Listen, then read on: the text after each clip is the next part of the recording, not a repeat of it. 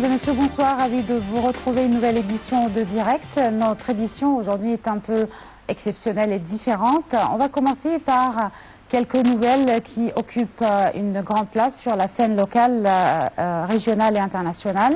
Et le sujet principal aujourd'hui sera consacré aux élections législatives en Égypte qui ont finalement été décidées du 15 octobre jusqu'au 2 décembre environ. Nous allons parler des députés, sont-ils prêts ou pas?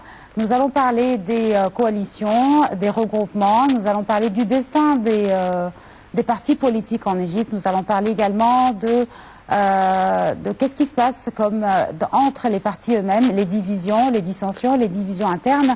L'argent politique va-t-il être le principal outil des élections législatives en Égypte ou bien le boycott par les jeunes, comme plusieurs jeunes et révolutionnaires le prétendent? Vont-ils boycotter les élections? Nous avons beaucoup de questions à poser aujourd'hui à nos chers invités. Nous avons plutôt le plaisir de recevoir à ma droite Dr Amr Hamid, qui est professeur d'économie à l'Académie arabe des sciences maritimes et également qui est conseiller économique. Bonsoir Dr Amr. Bonsoir.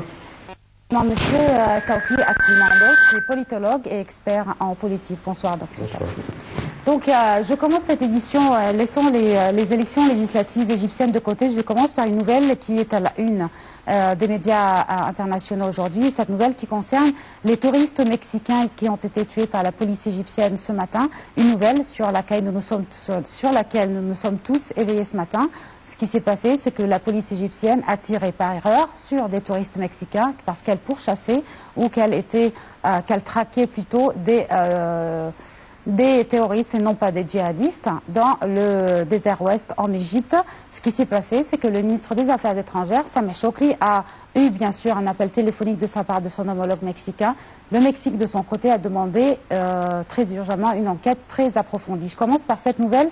Dr Amr Hamid, qui aujourd'hui est avec nous au studio. Et Dr Amr également est un figure parmi les députés qui se sont présentés pour les élections législatives et dont cette partie d'Al-Wahed ou du désert ouest figure parmi les endroits ou plutôt les gouvernorats dont Dr Hamid devrait représenter en tant que député. Dr Amr, comment avez-vous vu cette nouvelle ou lu ou accepté cette nouvelle? Ok, je crois que je dois commencer par exprimer mes condoléances de tout le peuple égyptien au peuple et au gouvernement du Mexique pour ce qui s'est passé hier soir. Vraiment, je suis très touché dès que j'ai reçu les nouvelles hier soir de mes associations au Wahed, au Oasis de Bahareya. Et je ne sais pas que dire. Je crois que ça a une grande relation aux questions du Parlement. Il n'y a pas un Parlement en Égypte maintenant. Et s'il y avait un Parlement, il y aura une réaction différente parce que jusqu'à maintenant, on ne sait pas qui est responsable. Jusqu'à maintenant, le gouvernement n'a pas déclaré qui est responsable. Il y a aussi des victimes égyptiennes. Il y a des victimes mexicaines.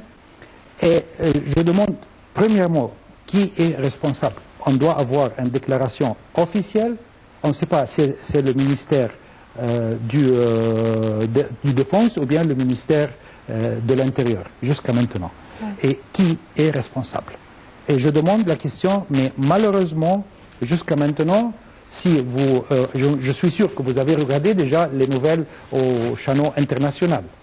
Et les nouvelles au channel et même en Égypte ici, c'est la rigolage même quand on dit que les touristes même sont responsables parce qu'ils n'ont pas pris une permission d'aller. Je viens de rentrer d'une visite en Europe. Si je veux aller ailleurs en Europe, je dois prendre permission. Et comment je sache? Oui. Il y a une compagnie. Oui. Et une autre très importante question. Si ces touristes étaient américains, allemands ou disons français, qu'est-ce qui va se passer maintenant? Oui, Dr Amr, l'affaire est en cours entre les ministères des Affaires étrangères. Il ne faut pas, Monsieur Tawfi, j'ai une question à vous demander. Il ne faut surtout pas oublier, ou est-ce que vous pensez plutôt qu'il faudrait que, en tant que l'Égypte, que tout le monde sait, qui est toujours en train de toujours combattre le terrorisme, partout dans toute la République arabe d'Égypte.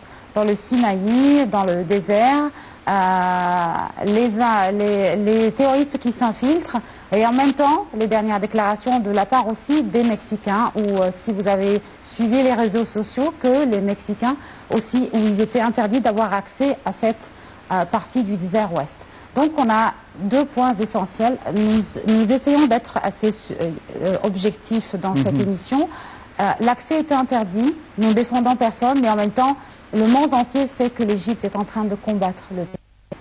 Que pensez-vous? Vous penchez plutôt sur plus de transparence de la part des ministères? L'un n'empêche pas l'autre. Je ne sais pas ce qui s'est passé.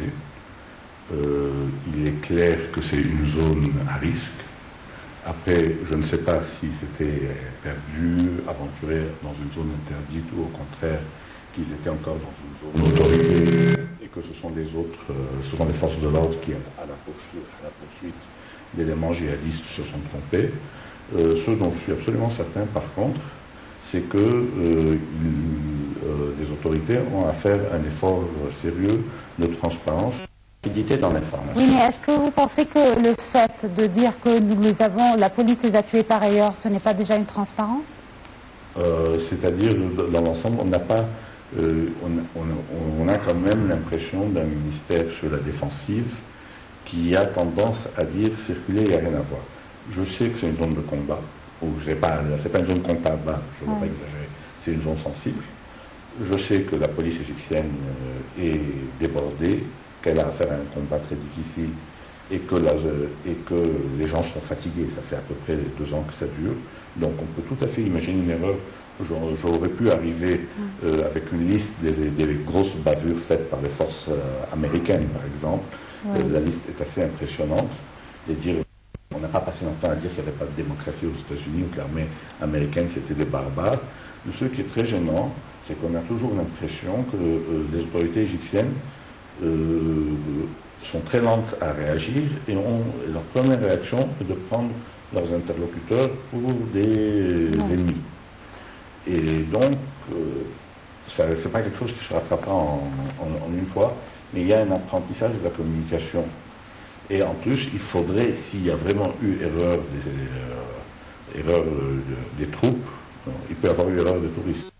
Sauf qu'une erreur de touristes, ça n'excuse pas une mort. Mais s'il y a eu erreur des troupes, il faut des sanctions. C'est dans notre intérêt d'être transparent. Après, sur les faits, est-ce que les touristes étaient dans une zone interdite? Est-ce qu'ils n'ont pas obéi à des sommations? Est-ce qu'il y a eu des sommations? Est-ce que c'est juste pas de chance qu'ils étaient entre les troupes et les djihadistes? On ne sait rien. Le président devrait avoir des réponses à ça. En tout cas, beaucoup de clés ne sont toujours pas assez claires de cette enquête et on attend toujours les résultats. Et de toute façon, nous présentons nos condoléances aux touristes mexicains ainsi qu'également aux familles des Égyptiens qui ont été malheureusement touchés par ailleurs ce matin par la police égyptienne. Il faut aussi souligner, Dr Amr, que beaucoup de tels incidents similaires se passent à travers le monde, mais ces événements prennent-ils la même ampleur que ces événements ou ces incidents se passent en Égypte? Cette même propagande que les médias étrangers essaient de faire en Égypte? Pourquoi, si de tels incidents, par exemple, se passent aux États-Unis? Vous avez vu, bien sûr, ce qui s'est passé avec la police de Ferguson lorsque des manifestants qui commémoraient la mort d'un des Noirs, j'aime pas dire le mot noir, la police de Ferguson, qu'est-ce qu'elle a fait finalement? Et ce jeune qui a été tué par la police. Alors que la police, elle a finalement dit que non, c'était pas aussi par ailleurs. Mais là-bas, l'événement n'a pas pris une telle ampleur et une telle négativité comme ces nouvelles sont perçues, sont vues par le monde en Égypte. C'est pas une question de négativité. La question, c'est qui est responsable et comment, quel est le penalty si vous allez dans un endroit qui est interdit. Le penalty, c'est d'être tué. Comment? Où? C'est pour cela que je veux maintenant quelqu'un qui sort et me dit qui est responsable. Donc vous attendez les résultats des enquêtes? Bien sûr, bien sûr. J'espère que les enquêtes sont transparentes. Mais pour embrayer sur ce que vous veniez de dire, en fait, dans les médias américains, il y a une réaction extrêmement virulente contre les excès de la police américaine. La différence étant non pas que ça passe sous silence ou que ce n'est pas amplifié, au contraire, les médias, je pense qu'ils en font trop contre la police américaine exactement, mais la différence, c'est qu'ils diront nous avons une mauvaise police, ils ne diront pas nous avons de mauvaises institutions ou un mauvais régime ou un mauvais État. Tandis que quand il s'agit de l'Égypte, le pas est franchi, puisque le régime ne leur plaît pas, pour toutes sortes de raisons, et donc ce n'est pas ils ont une mauvaise police, ils ont une mauvaise police, de mauvaises institutions, un mauvais régime et un mauvais président. C'est comme un prétexte. C'est comme un prétexte. Sauf que nous leur avons donné le prétexte. Hein. C'est le prétexte, et que le prétexte est sérieux, que la manière de le prendre au prétexte, c'est de faire une enquête très sérieuse. D'accord. En tout cas, encore une fois, nos condoléances aux familles mexicaines et égyptiennes pour cet incident. On attend toujours les résultats des enquêtes pour l'audience et pour le public qui regarde ou qui suit de très près ces événements. Je passe à une autre nouvelle. On va en parler en détail avec un reportage qui vous sera présenté tout à l'heure par une de nos collègues. Nous allons parler des incidents qui se passent depuis hier sur l'esplanade des mosquées. Bien sûr, la police israélienne agit à l'israélienne, comme d'habitude. C'était simplement des jeunes palestiniens qui essayaient de protéger l'esplanade des mosquées et que ceci coïncidait plutôt avec les festivités qui étaient prévues par les Juifs pour commémorer leur l'an juif. Ce qui s'est passé, c'est que la police a utilisé les gaz lacrymogènes, elle a dispersé bien sûr les Palestiniens et les heurts ont opposé encore une fois aujourd'hui pour cette deuxième journée des musulmans et aux forces de l'ordre israéliennes. Qu'est-ce qu'ils ont fait, les forces de l'ordre? Ils ont expulsé la garde jordanienne aussi, qui est positionnée sur le site sacré ultra sensible à quelques heures des célébrations du Nouvel An juif. Je vous laisse avec ma collègue Rim Samir qui va vous présenter un reportage détaillé sur ces incidents, pourquoi cela a été fait par la police israélienne et je pense qu'aussi, chers téléspectateurs, vous avez les réponses et nous allons, après le reportage, retourner avec nos chers invités, Dr Amr Hamed et M. Tawfiq Limandos, pour parler très brièvement de cet incident sur l'esplanade des mosquées. Rim Samir et un reportage sur les heures à Jérusalem.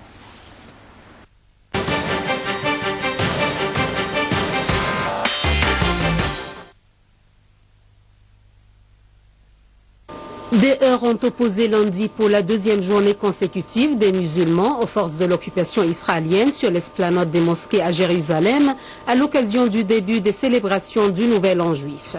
Les policiers ont violemment dispersé des manifestants dans les ruelles de la vieille ville autour de l'esplanade, troisième lieu saint de l'islam. Ils ont une nouvelle fois frappé des photographes présents. La police a dit être entrée sur l'esplanade des mosquées pour veiller à ce que de jeunes musulmans qui étaient massés ne s'en prennent à des juifs ou des touristes autorisés à visiter le site dans la matinée.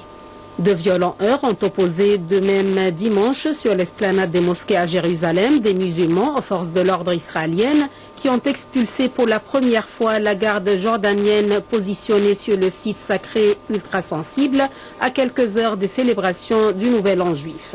La tension était montée après l'interdiction cette semaine de la défense israélienne des Mourabitin, un groupe de sentinelles musulmans qui affirme défendre le troisième lieu saint de l'islam.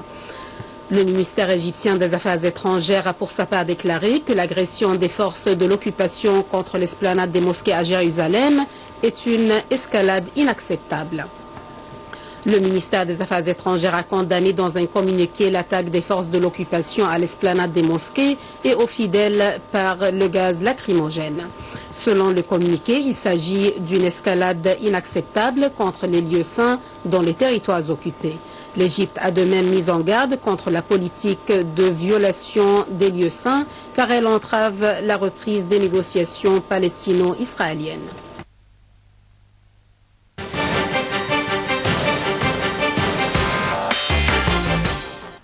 Voilà, comme je l'ai cité tout à l'heure, les Israéliens, la police agit à l'israélienne et qu'est-ce qu'ils rêvent, les juifs radicaux, ils veulent militer et pour pouvoir y prier sur l'esplanade des mosquées, donc d'y construire un mont qui est le troisième temple dès l'heure, disons, à la fin. Amr, vous voyez un certain nouveau signe où nous sommes maintenant aujourd'hui plutôt habitués à ce genre de heurts entre Israéliens et Palestiniens sur l'esplanade des mosquées qui est un lieu sacré bien sûr pour les musulmans et où les jeunes essaient de se protéger alors que les Israéliens, les forces de l'ordre sont toujours là-bas. Bon, malheureusement, nous sommes déjà habitués à ce qui se passe maintenant. Et je crois que ça a des racines depuis le temps de Camp David, parce que dans les accords de Camp David, les Israéliens avaient le droit de visiter quelques endroits en Égypte et nous aussi, on avait le droit de visiter quelques endroits en Israël. Mais jusqu'à maintenant, qu'est-ce qui se passe? Les Israéliens, ils viennent en Égypte, mais les Égyptiens, on peut aller, mais on ne va pas. Les musulmans et les chrétiens même. Et je crois que ça, c'est pas juste. On doit aller, on doit donner un grand soutien à nos frères palestiniens par être là-bas aussi. Les musulmans et les chrétiens égyptiens, ils doivent aller à Jérusalem de temps en temps pour visiter, pour prier aux mosquées à Jérusalem, aux églises, tout. Je ne sais pas pourquoi on a facilement laissé ce droit qu'on a pris pendant Camp David. Monsieur Taoufik, est-ce que vous avez ajouté, par exemple? Je n'ai pas suivi le dossier récemment, mais dans l'ensemble, ce qu'on peut dire est que l'opinion israélienne est en train, ça fait une petite décennie, voire plus, de virer à droite, et dans une droite de plus en plus dure, musclée et fondamentaliste.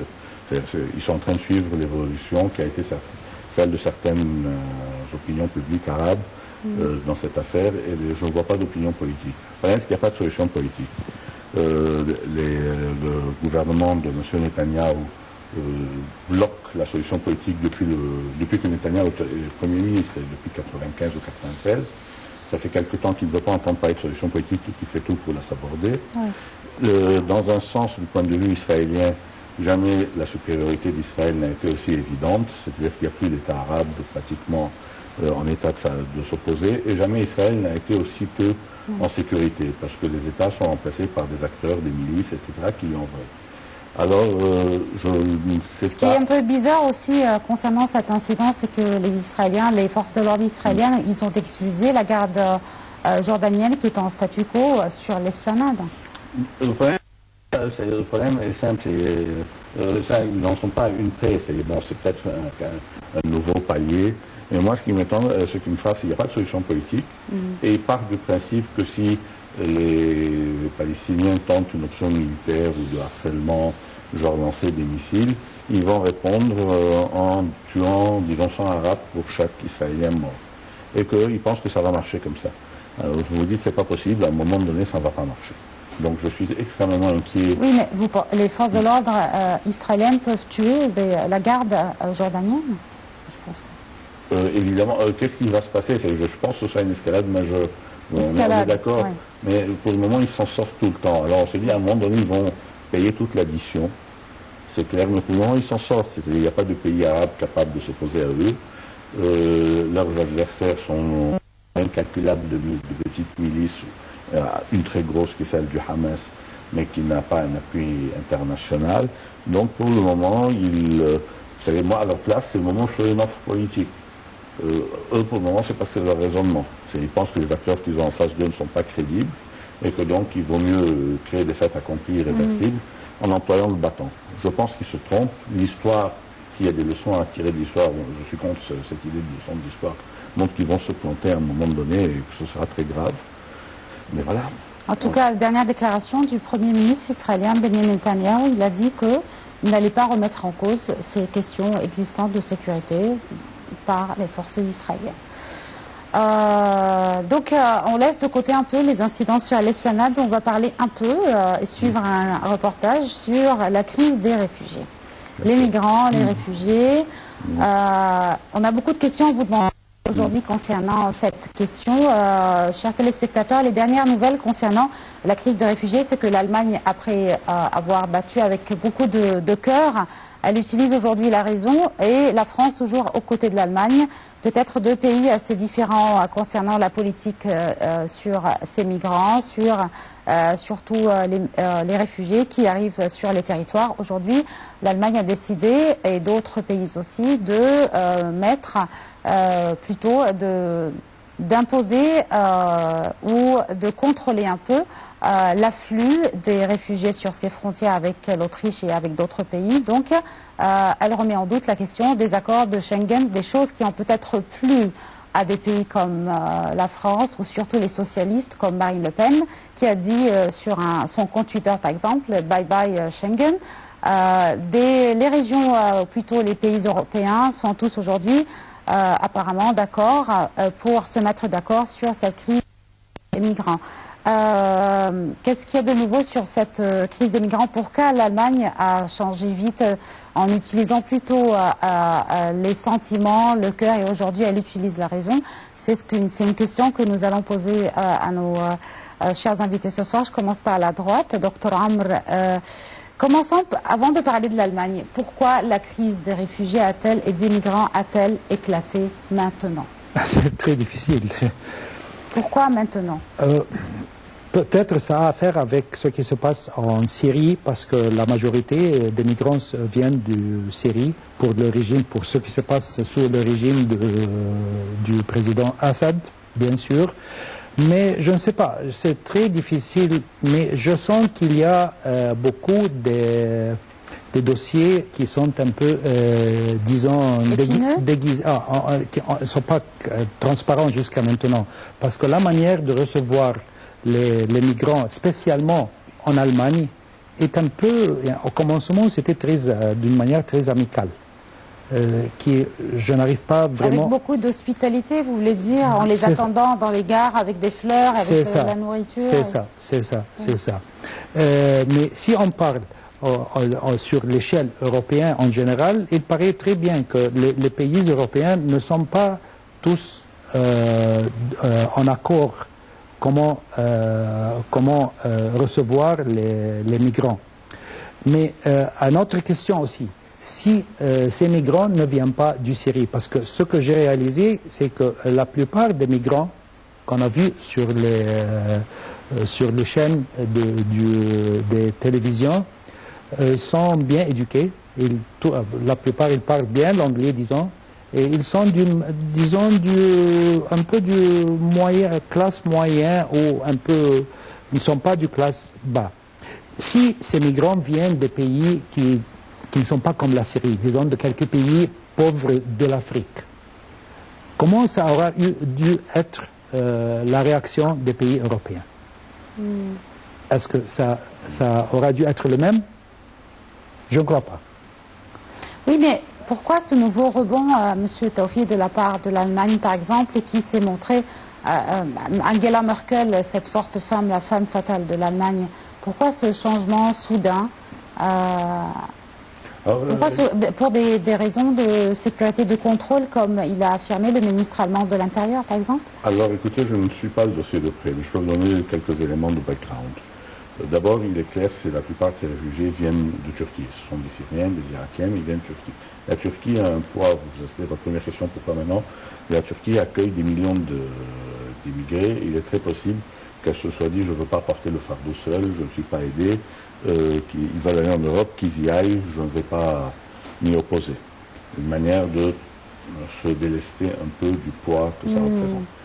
En ce qui concerne l'Allemagne et la France, elles ne sont pas dans une même situation. L'Allemagne est un pays qui ne fait pas d'enfants, pour faire court, où la population est en train de baisser, où il n'y a pas beaucoup, on sait, je n'ai plus les chiffres en tête, mais que l'Allemagne va avoir beaucoup d'emplois vacants, avec personne pour les occuper, pas d'Allemands pour les occuper pendant les années qui viennent. Donc elle a intérêt à accueillir précisément une population éduquée, jeune. Les nouveaux gradués aussi, ils refusent, M. Albert, M. Taufi, ils refusent de travailler dans les projets des petites et moyennes entreprises, au contraire de la France qui, si vous regardez cette carte, la carte démographique de la France avec tous les Arabes, les Égyptiens, les Tunisiens, les Algériens qui travaillent dans une très grande partie en fait territoire français en tant que les petits projets, je parle, ou des petits et moyens projets? On peut entrer dans les détails de comment ça se passe et qu'est-ce qui va se passer.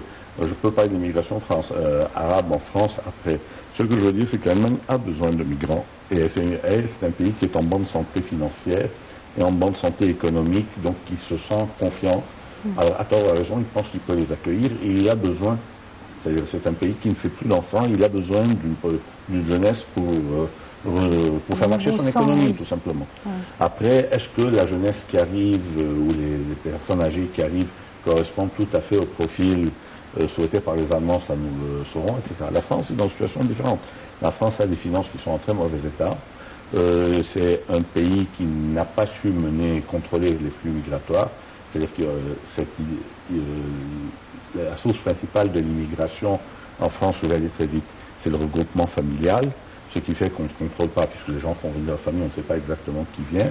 Et la France a un problème de chômage extrêmement aigu, alors que l'Allemagne a un problème, ne trouve pas de gens pour son travail, pour ces gens. Donc la situation n'est pas la même. En plus, il y a toujours une dimension en France d'une guerre de libération nationale algérienne, je veux dire, qui n'est jamais terminée. Il y a encore, les relations entre Français et Algériens ne sont pas tout à fait pacifiées. Elles sont très étroites, ce sont des gens qui se marient beaucoup entre eux, mais ce ne sont pas des relations pacifiées. Donc l'Allemagne est a priori peut être plus accueillante maintenant, parce que mettons que la France l'a été il y a longtemps. Et l'Allemagne est en meilleure santé et n'a pas d'enfants, alors que la France a des problèmes financiers et au contraire a des chômeurs. D'accord. En tout cas, aujourd'hui, après l'Allemagne aussi, il y a la Slovaquie et l'Autriche qui ont annoncé à leur tour le rétablissement des contrôles aux frontières face à cet afflux des dizaines de milliers de migrants, en suspendant donc de facto les accords de Schengen sur la libre circulation en Europe, comme je l'ai cité tout à l'heure. Ceci s'est passé avant une réunion à Bruxelles qui est consacrée à la répartition des réfugiés. Le Haut Commissariat avait commencé depuis... le Haut Commissariat de l'ONU des droits de l'homme avait reconnu aujourd'hui aussi, ce matin plutôt, le droit des États à contrôler leurs frontières, mais il avait aussi estimé totalement le contraire, la contradiction, qu'ils avaient l'obligation d'accueillir les réfugiés. Le Haut Commissariat a également appelé tous les États à adopter rapidement une politique migratoire globale efficace, en ouvrant une séance de 3 semaines au Conseil des droits de l'homme des Nations Unies. Je vous laisse avec notre collègue Rim Samir et Perihan Farou qui vont de suite vous propose de ce reportage sur les dernières déclarations du Haut Commissariat de l'ONU sur les réfugiés, sur cette crise des réfugiés et quelle est aujourd'hui la position de ces pays européens qui avaient montré beaucoup d'hospitalité et aujourd'hui qui essaye d'imposer implicitement un nouveau contrôle sur les frontières. Perihan Farou et Rim Samir.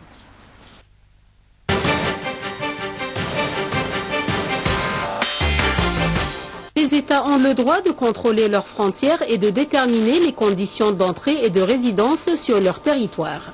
Mais ils ont aussi une obligation à respecter le droit international, le droit des réfugiés et le droit humanitaire, a déclaré le haut-commissaire de l'ONU aux droits de l'homme, Zeid Ra'ad Al-Hussein. Il a lancé un appel à tous les États à adopter rapidement une politique migratoire globale efficace en ouvrant une session de 3 semaines du Conseil des droits de l'homme des Nations Unies. J'implore les dirigeants en Afrique, dans les Amériques, en Asie et dans le Pacifique comme en Europe à agir rapidement pour créer une gouvernance migratoire globale efficace et fondée sur des principes, a-t-il dit. Évoquant avec émotion l'image du petit Aylan Kurdi noyé en tentant de traverser la Méditerranée, le haut-commissaire s'est dit épuisé et furieux. La Jordanie a dénoncé l'inaction de la communauté internationale en Syrie malgré des violations terribles des droits fondamentaux bien documentés. M. Zeid a salué le sens de l'humanité et le leadership de plusieurs États au Moyen-Orient, la Jordanie, le Liban et la Turquie, ainsi qu'en Europe, l'Allemagne, pour avoir accueilli des réfugiés et migrants ayant besoin de protection. Il a salué la générosité remarquable de nombreuses personnes ordinaires qui ont ouvert leurs maisons aux réfugiés. Il s'est félicité de la proposition du président de la Commission européenne la semaine dernière de réinstaller 120 000 personnes supplémentaires dans les États membres. En Autriche, en Belgique, en Finlande, en Allemagne, en Suède et même en Grande-Bretagne, malgré la xénophobie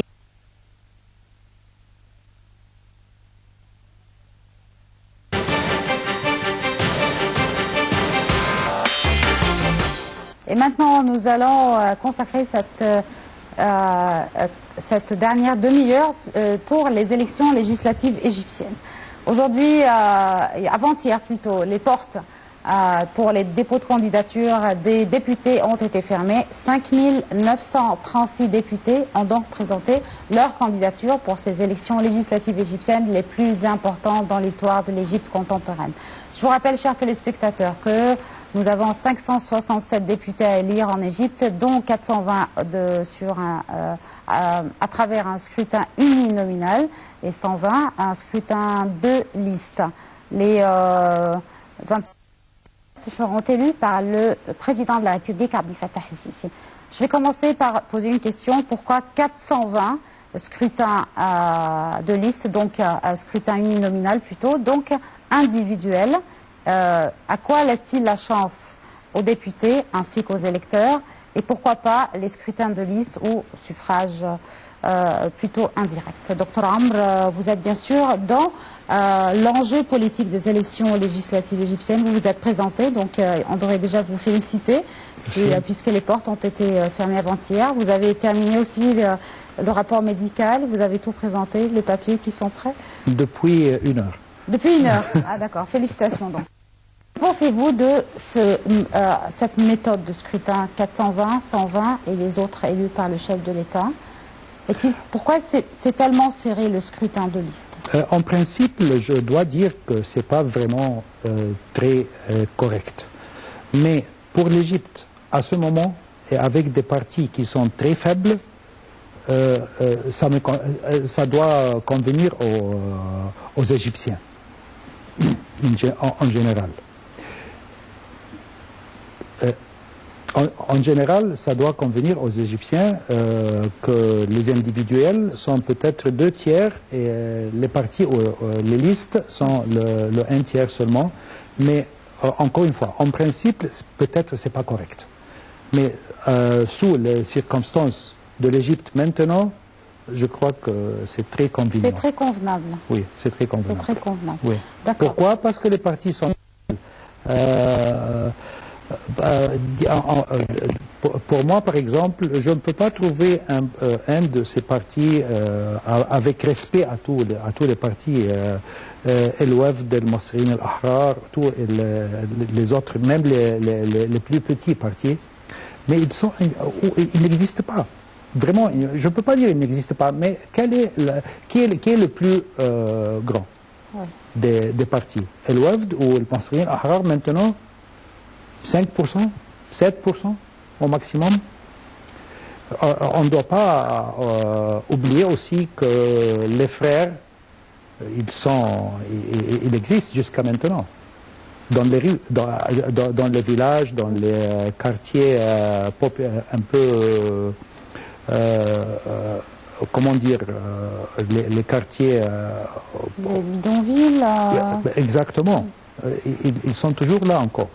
Et il y a beaucoup des électorats des frères qui vont, qu'on va les voir pendant les élections, mais peut-être sous des autres noms. Exactement, exactement. D'accord. Monsieur Taoufi, est-ce que vous pensez que la faiblesse des partis, comme ils sont accusés par plusieurs politiciens, par experts, à cause d'un manque de popularité, ou à cause de la crédibilité, ou à cause d'un manque de financement pour ces partis? Je suis tout à fait d'accord avec ce que monsieur a dit. Effectivement, le scrutin uninominal de tour correspond aux habitudes égyptiennes, à la réalité des choses en Égypte ou pas. La critique qu'on peut faire, c'est que si on voulait changer les choses, parce que la situation des partis est extrêmement insatisfaisante, il aurait peut-être fallu changer le mode de scrutin. Mais les choses étant ce qu'elles sont, l'uninominal à 2 tours reflète les réalités égyptiennes. C'est-à-dire qu'il y a des liens que les partis n'existent pas, que les gens ne s'intéressent pas à ce que ces partis, ces forces racontent, etc., etc. Alors on peut dire qu'il y a eu, c'est-à-dire quand vous posez la question aux gens des partis, ils vous diront que pendant 30 ans, la sécurité a tout à fait, et le régime de M. Moubarak, ont tout fait pour veiller à ce qu'ils ne grandissent pas, qu'ils ne dépassent pas, qu'ils fassent de la décoration. Et qu'ils ont un peu intégré cette idée qu'ils étaient là juste pour donner un semblant de vie à la vie parlementaire et qui n'avaient aucune chanson, des partis qui sont restés 30 ans sans avoir l'espoir même de gagner une élection. Alors, un parti qui n'a pas l'espoir de gagner une élection ou même de faire partie d'une coalition n'a pas de raison d'être. Mais je trouve que c'est à la fois une très bonne excuse et une très mauvaise. Très bonne, c'est clair. Très mauvaise parce qu'ils ont eu 4 ans après la Révolution pour s'organiser et qu'en gros ils n'ont rien fait. Ce qui se passe selon moi, c'est que dans chaque parti, l'OAFT, les anciens partis, on a vu le Tagamon, on a vu les jeunes qui arrivaient, qui voulaient devenir membres de ces partis comme une menace pour les vieux. C'est-à-dire que les dirigeants de ces partis ont eu peur, par exemple, que les jeunes arrivent, bouleversent l'équilibre contre eux. Et donc, ils n'ont pas voulu changer d'habitude. Ils n'ont pas voulu changer d'habitude, ils n'ont pas voulu saisir l'opportunité, ils n'ont pas su saisir l'opportunité de la Révolution pour créer des structures. Oui, mais est-ce que ces jeunes, ils représentent vraiment une menace pour, j'aime pas utiliser le mot vieille personne, mais pour les grands, les anciens, de l'enjeu politique? Alors, personnellement, je vous aurais dit non. Il se trouve, on ne saura pas, mais ils ont été considérés par ces vieux en 2011, 2012, 2013 comme une menace. C'est-à-dire, on a beaucoup de témoignages en ce sens. Après, ces gens avaient-ils raison, avaient-ils tort, je n'en saurais rien, mais je crois qu'il y a eu une occasion historique ratée. Après cela, effectivement, je ne crois pas que ce soit un problème de finance. Et c'est un problème de finance en même temps. C'est-à-dire si c'est peut-être pour la gauche le problème de finance plus que pour les coalitions ni les regroupements. C'est pas tout à fait un parti, mais quand on a fondé le journal El Badil, le journal de gauche, il a trouvé des financiers, des hommes d'affaires égyptiens qui avaient un passé nassérien, un passé de gauche ou qui voulaient un pays laïque, qui étaient prêts à financer le journal. Et je crois qu'un parti, s'il est capable d'avoir des structures crédibles, trouvera un financement.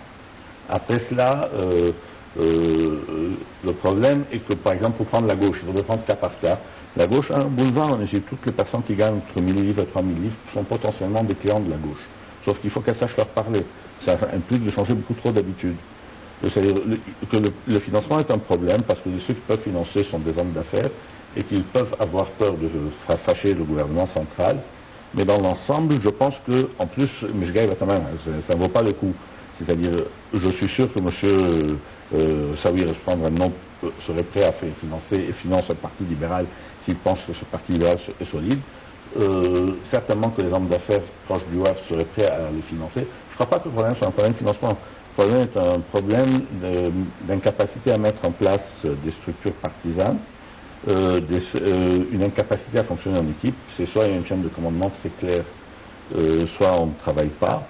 Et une très grosse opportunité qui a été ratée en 2011-2012. Ce sont des gens qui ont vu l'arrivée, on les a vus, l'arrivée des jeunes qui voulaient entrer, ils les ont vus comme une menace. Ils ont tout fait pour les faire partir et ils sont partis.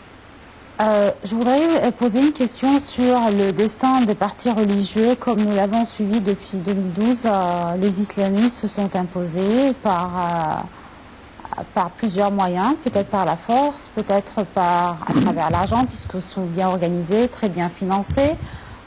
Aujourd'hui, la Constitution affirme et assure que les partis qui sont basés qui ont une base ou une source ou une origine religieuse n'ont pas le droit de se présenter aux élections, selon la Constitution.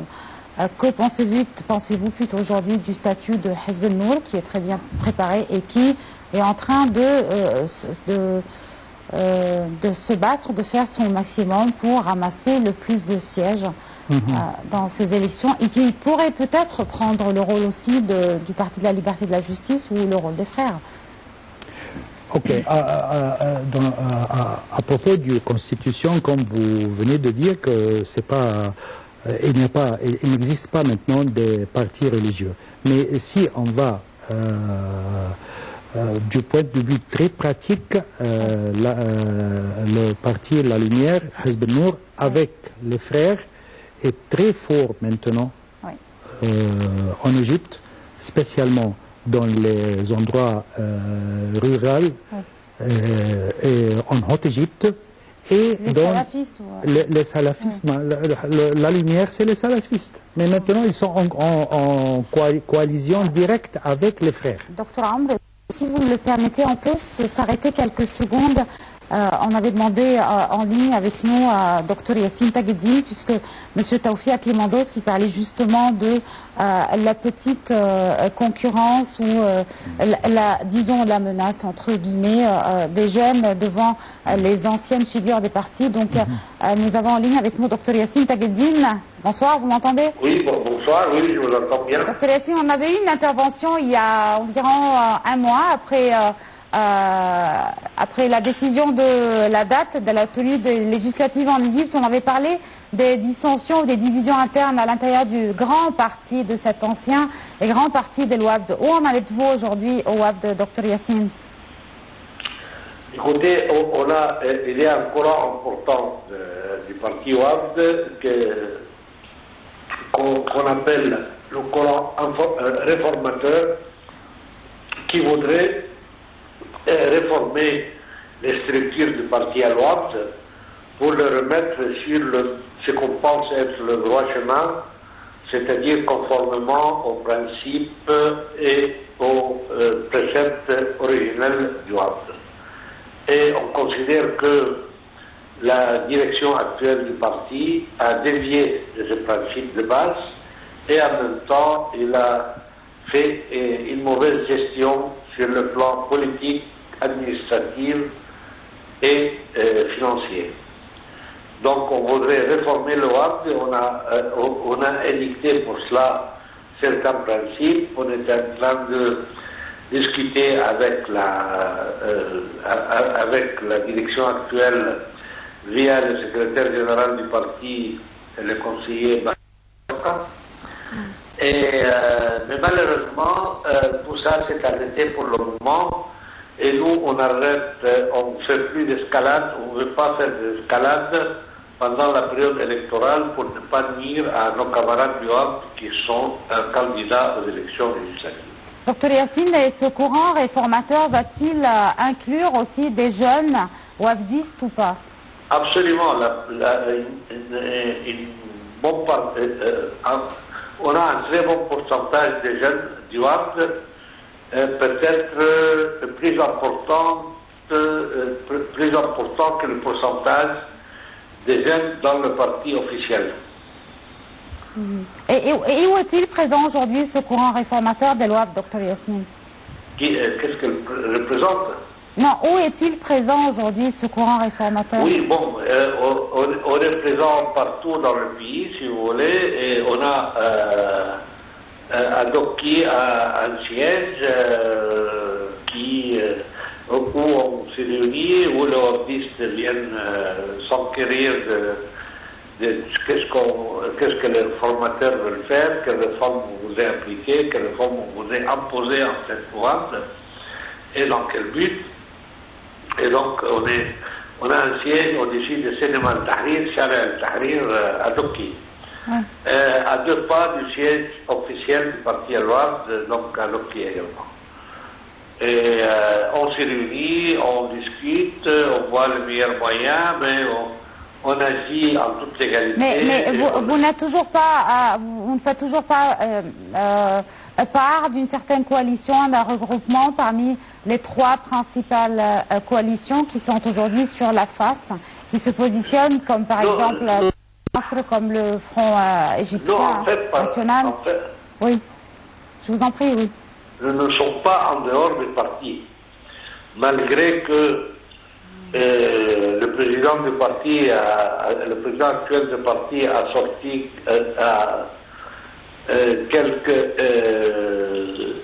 il a renvoyé du parti certains de nôtres, en fait nommément 7 dont je suis d'ailleurs, mais on considère que cette décision est nulle et non avenue et qu'on est toujours membre du WAFD et puis tous les autres sont membres du WAFD même sur le plan officiel.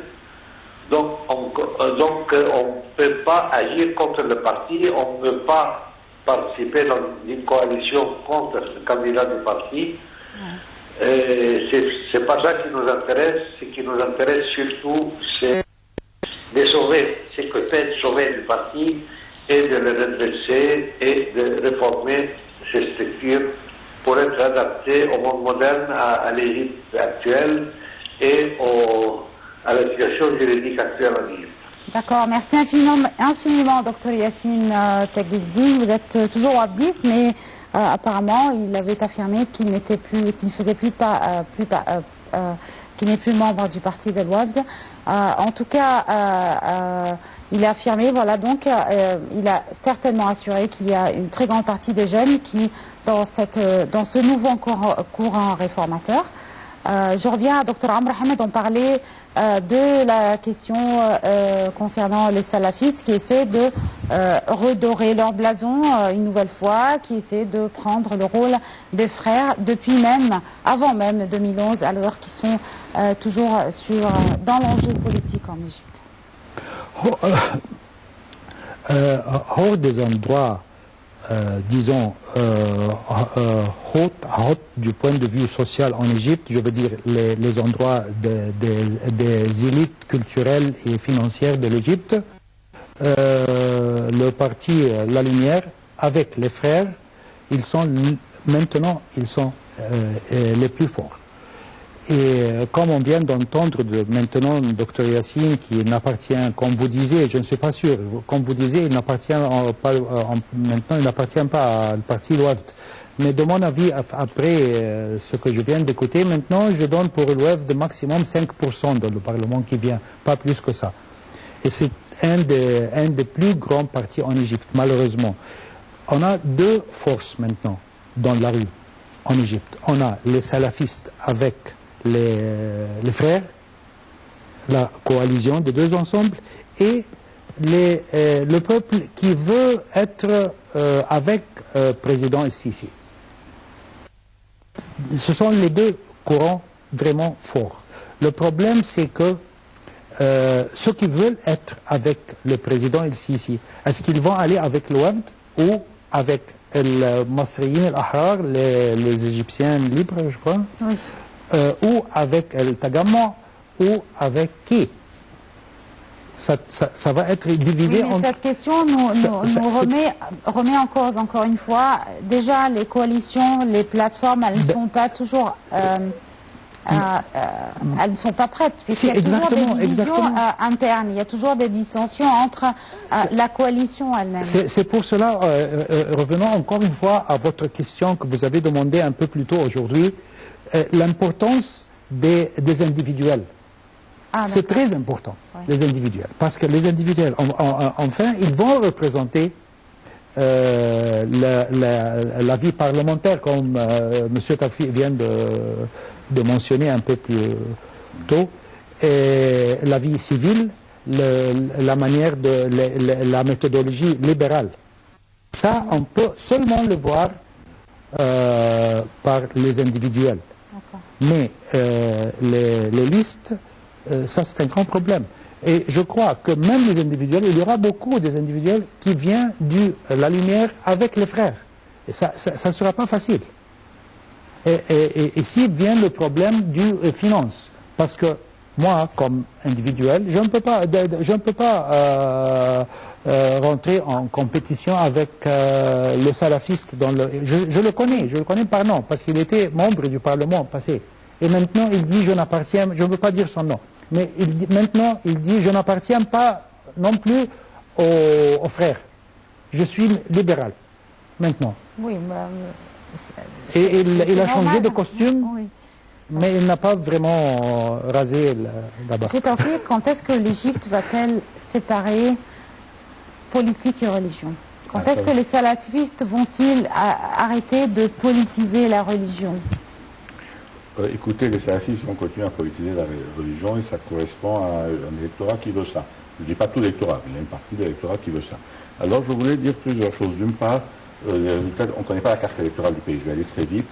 Ce qu'on sait, c'est que l'électorat islamiste est minoritaire, mais il se mobilise. Donc tout dépendra du taux d'abstention.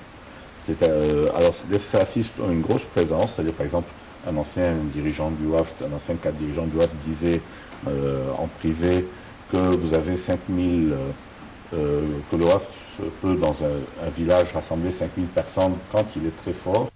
Il arrive rarement, tandis que les salafistes, leur minimum c'est 5000 personnes.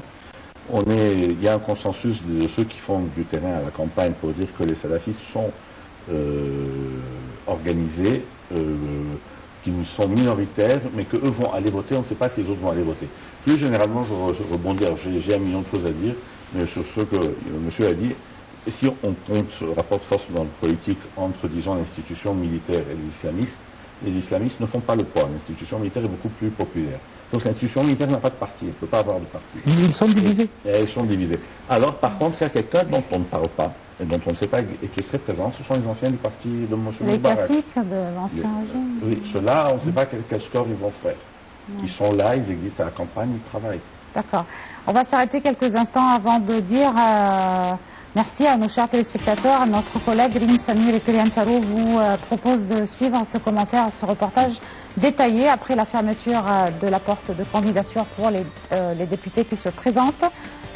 Et donc les dossiers ont ainsi été déposés et ils vont donc faire l'objet de validation de la part de la Haute Commission électorale en Égypte.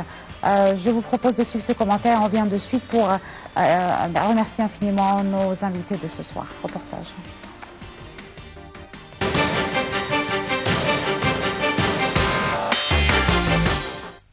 Les candidats ont été invités à présenter leurs documents de candidature à partir du 1er jusqu'au 12 septembre 2015 de 9h à 17h.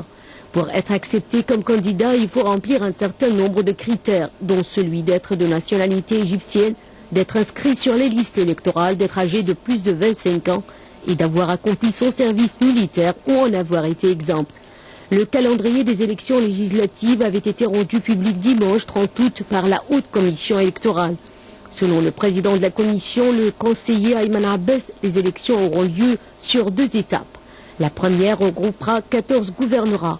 Le scrutin de cette première étape se déroulera les 17 et 18 octobre à l'étranger et les 18 et 19 octobre en Égypte. La deuxième étape aura lieu dans les 13 gouvernorats restants. Le scrutin se déroulera à l'étranger le 30 novembre et le 1er décembre, tandis qu'en Égypte, il se déroulera les 1er et 2 décembre. Le scrutin, qui devait initialement se dérouler entre mars et mai, avait été reporté par une décision de justice. La Cour constitutionnelle avait jugé anticonstitutionnelles certaines dispositions de la récente loi électorale, notamment vis-à-vis du découpage des circonscriptions. Le président Sissi avait ensuite promis que les élections se tiendraient avant la fin de l'année 2015. La nouvelle loi électorale validée début août prévoit que 448 membres de la Chambre des députés seront élus au scrutin uninominal et 120 au scrutin de liste. Les quotas de femmes, de chrétiens et de jeunes présents dans la précédente mouture de la loi ont été abandonnés. L'Égypte est dépourvue de parlement depuis le renversement du président islamiste Mohamed Morsi en juillet 2013. Les nouvelles autorités avaient annoncé une feuille de route prévoyant l'adoption d'une nouvelle constitution suivie par des élections présidentielles et législatives. La constitution a été adoptée en janvier 2014 et la présidentielle organisée en mai 2014 a vu le maréchal Sissi, ancien chef de l'armée, devenir chef de l'État avec 97% des voix. Ces élections législatives sont ainsi présentées comme la dernière étape de cette transition.